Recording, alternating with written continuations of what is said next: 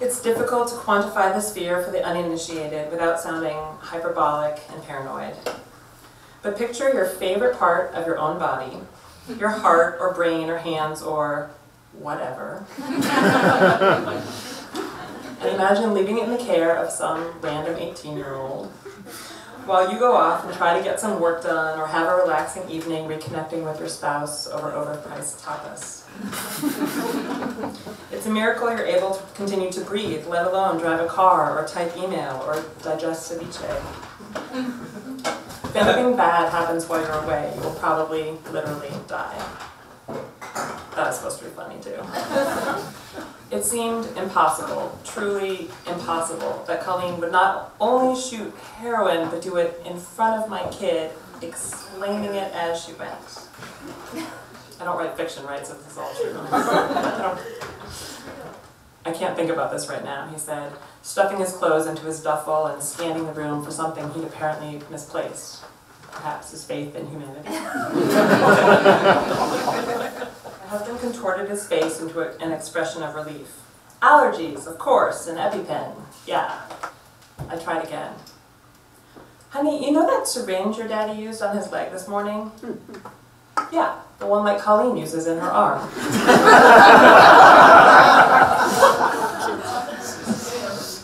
I tried going for random specifics, a veteran parent's technique for separating the truth from the chaff with young kids, because it turns out that preschoolers lie all the fucking time.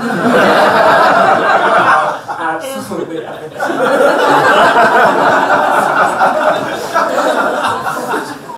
No, not for bees. I told you, I don't know why she has it. She's not sick. She said she's not sick. She just does it sometimes.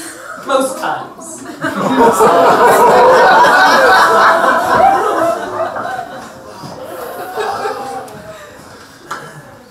This is way more fun out loud than just writing it on the page. The second I returned home, I called Colleen. I felt sheepish, ashamed, horrible, and as single-minded as a mama grizzly. I asked if she carries an EpiPen in her purse. I asked if she's diabetic and never mentioned it. I asked if she could imagine why Maisie would have said what she did. Colleen got very quiet. I got very quiet. In that split second, I questioned everything I thought I knew and believed. Why bother with toxin-free sunscreen and electrical socket covers and top-of-the-line car seats if I was going to leave my children in the care of a heroin addict for 4 years without ever suspecting a thing?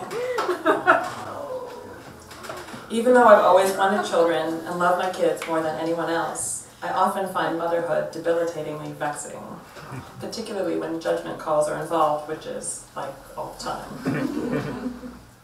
The particulars of the moment were novel, but the feeling was excruciatingly familiar.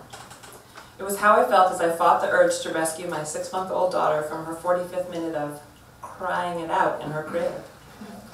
It was how I felt when I let some x-ray technician twist my shrieking baby's dislocated elbow around to get a clearer image of what I knew was not a broken bone. Was I doing right in letting them prove her arm wasn't broken, or betraying her by not preventing a painful and unnecessary procedure? Was I scarring Maisie by leaving her to cry alone in her crib at night, or setting her up to become some spoiled, entitled Veruca Salt every time I attended to her owls? It always feels like there is a right way to do this child-rearing thing. It's whatever way I don't happen to be doing it. Somehow everyone else manages to avoid hiring a flagrant junkie as their babysitter. Where exactly had I gone wrong? Suddenly I remembered Megan, another young woman who babysat the girls a few times last summer, a friend of another sitter who is diabetic. Megan returned my pseudo-casual voicemail right away. Yeah, I showed Maisie how to give myself insulin a few times.